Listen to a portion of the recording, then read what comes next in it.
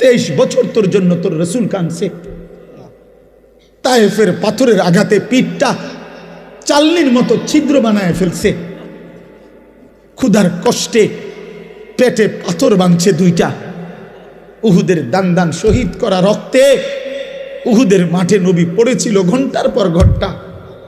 3 মাস ঘরের চুলায় আগুন জ্বলে নাই।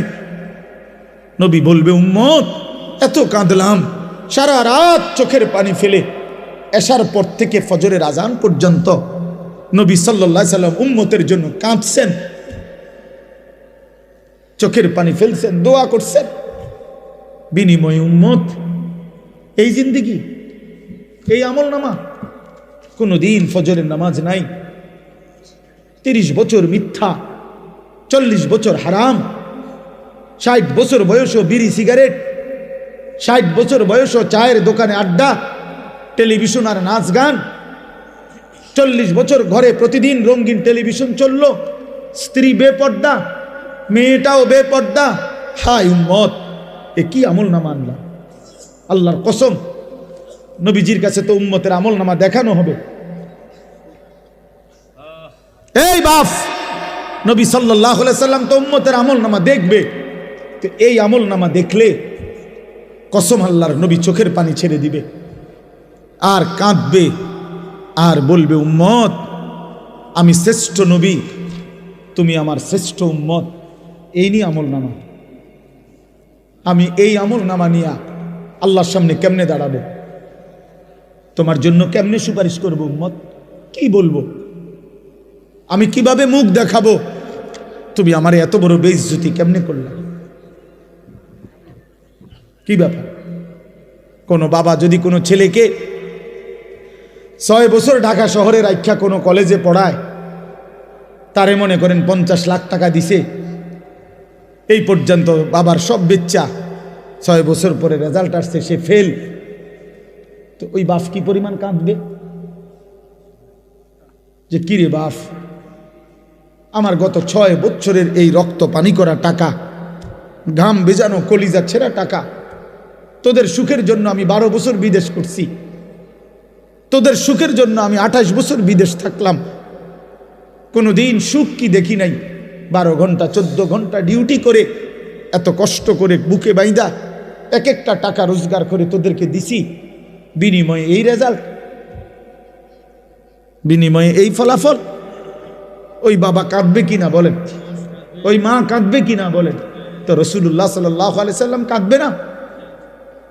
বলবে, উম্মত 23টা বছর কাইদা, চোখের পানি ফেলে, রক্ত জড়িয়ে, পেটে পাথর বাইদা, ক্ষুধার কষ্ট সয়ে বিনিময়ে এই আমল নামা পাইলাম।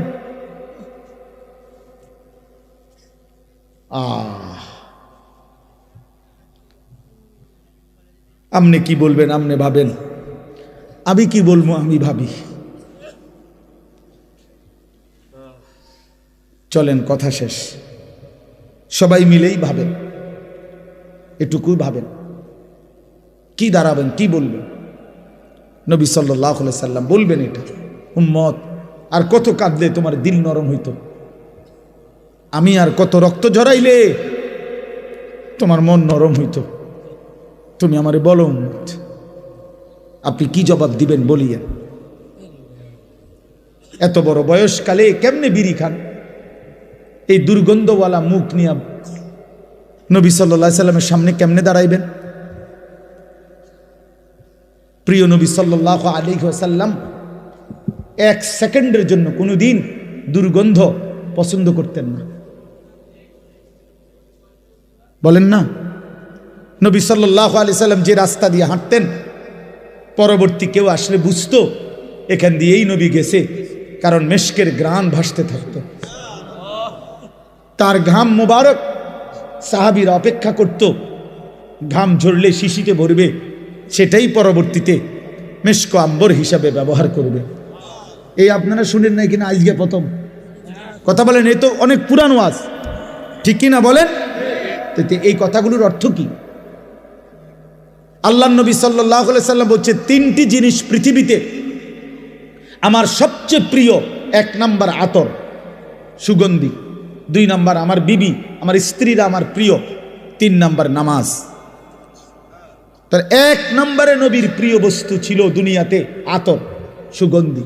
তিনি দুর্গন্ধ পছন্দ করতেন না। বাবা, আপনি এই দুর্গন্ধওয়ালা বিড়ি মুখ লইয়া, প্রতিটা বিড়ি তো দুর্গন্ধ, প্রতিটা সিগারেটে তো দুর্গন্ধ, আপনি এটা নিয়া রাসূলুল্লাহ সাল্লাল্লাহু আলাইহি সাল্লামের সামনে কেমনে দাঁড়াইবেন বলে? নবী সাল্লাল্লাহু আলাইহি সাল্লাম তো কাঁচা পেঁয়াজ রসুনের দুর্গন্ধ সহ্য করতে পারতেন না, নিষেধ করছে। কাঁচা পেঁয়াজ রসুন খাইয়া আমাদের সামনে মসজিদে মানুষের মজমাতে আইসো না, বলেন নাই নবী? তো তাহলে এই বিড়ি সিগারেটের গন্ধ কি হবে? একদিন জীবনে জুমার নামাজের দিন মসজিদে নববীতে আল্লাহ নবী সাল্লাল্লাহু আলাইহি সাল্লাম কোন সাহাবীর ঘামের গন্ধ নাকে লাগছে, কোন একজনের। আল্লাহ নবী সাল্লাল্লাহু আলাইহি সাল্লাম বলছেন, গোসলুল জুমআতে ওয়াজিবুন আলা কুল্লি মুহতালিম। হাদিস, জুমার নামাজের দিন গোসল করা প্রত্যেক প্রাপ্তবয়স্ক ব্যক্তির উপরে বাধ্যতামূলক। একদিনেরও ঘামের গন্ধ নবী পছন্দ করে না। যিনি এত পবিত্র, এত পরিষ্কার, এত সুগন্ধিময় ছিলেন, তার সামনে কেমনে দাঁড়াইবেন? ও বাবা, বলেন না কেন? আপনার বিবেককে বলে গেল, উড়াইয়া দিয়েন না কথা। কিছু সালাক আছে গিয়া পরে কব কথাটি বালাই কইছে, আমরা লাগেই তো কয়, বুঝি তো পারি না, মানলে তো ভালো হইতো আসলে, কিন্তু আলাস বাট ফারি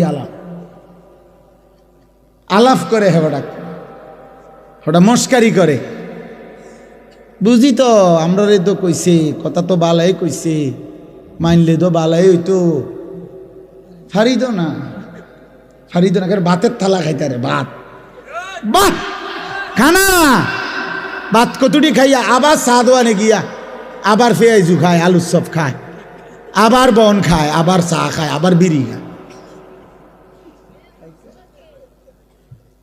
একটা ছোট্ট কথা মনে রাখবেন, যেই কোনো কেউরে জিজ্ঞাসা করেন, একজন ডাক্তারকে জিজ্ঞাসা করেন, বিড়ি সিগারেটের মধ্যে কোনো পুষ্টিও নাই, কোনো আপনার শরীরের ক্ষুধা নিবারণও হয় না, পুষ্টিকর কিছুও হয় না। তো যেই খাবারের মধ্যে কোনো পুষ্টিও নাই, কোনো ক্ষুধাও নিবারণ হয় না, আল্লাহর কসম এটা জাহান্নামী খাবার। এটা কোরআন শরীফের আয়াত, এটা জাহান্নামীদের খাবার। লা ইউসমিনু ওয়ালা ইউগনি মিন জু'। এইটা যেই খাবার শরীরে পুষ্টি যোগায় না, অথবা ক্ষুধাও কি করে না, নিবারণ করে না, কোরআন শরীফে আছে, এই খাবার জাহান্নামীদের খাবার। এরপরেও যদি কারো বিবেকে না হয়, তো এবারে কি তা করুন, এবারে বিরিয়ানি খাওয়াই ছেড়ে দেন, আর কি এবারে বিড়ি এবার ধরাই বই। হ্যাঁ, আরে কত আমরা বুঝি না, কইবা আরে হুজুর রাখো না, মানে এতে কত মোড়া তাজা হুজুর দেখছি বেটা, দেড় বুড়িরা হুজুর আইছে এনে আমার মতো ডাকাতের সরাইব। আমি লড়তাম না বেটা, যে রুম আছি এ রুমেই থাক, বেশ তো দিলে দোক, না দিলে না দোক, এসব বললে উড়াইয়া দিয়েন না। আখেরাত আসলেই কঠিন, আখেরাত আসলেই কি কঠিন। আল্লাহ আমাদেরকে বুঝ দান।